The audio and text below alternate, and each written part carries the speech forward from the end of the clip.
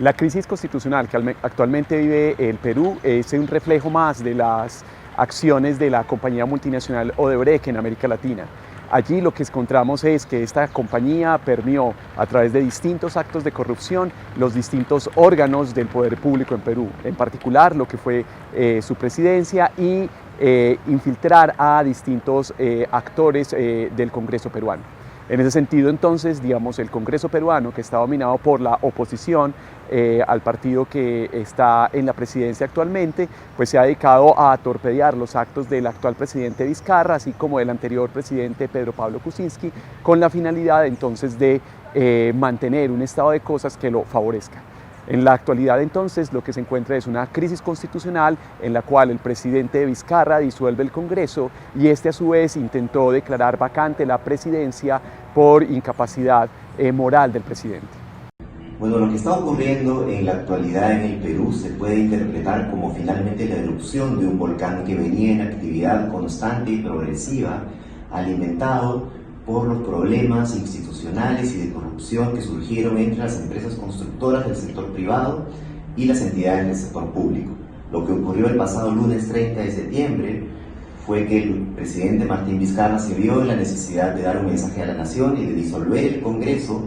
por el motivo de que el Ejecutivo había planteado un proyecto para reforma del sistema de justicia, el cual no fue bien visto por el Congreso, negaron la cuestión de confianza y finalmente eligieron a uno de los miembros del magistrado pese a la solicitud del Ejecutivo, lo que devino finalmente en el cierre del Congreso por parte del Ejecutivo y el apoyo de las Fuerzas Armadas al mismo.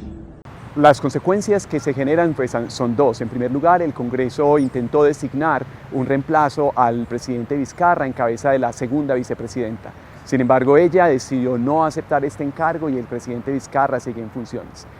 Allí en la sesión de esta semana del Congreso pues se dio un fenómeno muy interesante desde la perspectiva constitucional y es, digamos, quién tenía la competencia para tomar esas decisiones. El presidente Vizcarra, en el mecanismo constitucional que existe en la Constitución peruana, pues ante la ausencia de confianza por parte del Congreso podía proceder a su disolución y en consecuencia convocar a elecciones, y esto es lo que efectivamente sucedió. Por la otra parte, el Congreso intentó destituir al presidente y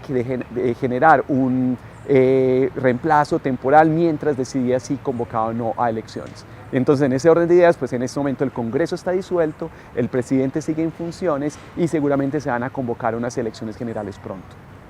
Las consecuencias de lo que está ocurriendo actualmente en el país vendrían principalmente por una reducción moderada del crecimiento económico en el PBI, como lo han demostrado situaciones anteriores similares, y también por una afectación al riesgo país y a la percepción con los inversionistas extranjeros.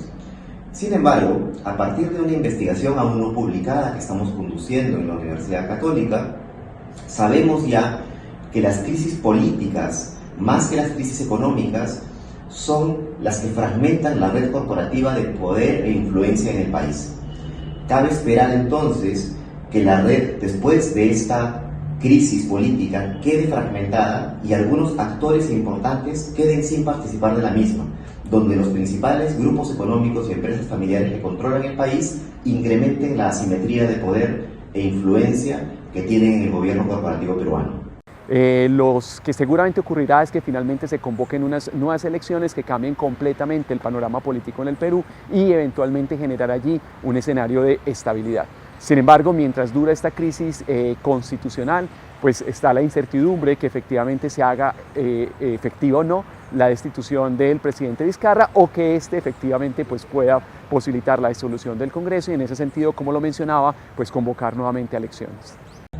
Lo que deberíamos esperar que ocurra para superar la crisis que estamos viviendo en la actualidad es que podamos emprender el camino hacia la recuperación institucional nacional. Esto va a pasar porque el Ejecutivo pueda convocar lo antes posible a las elecciones del Congreso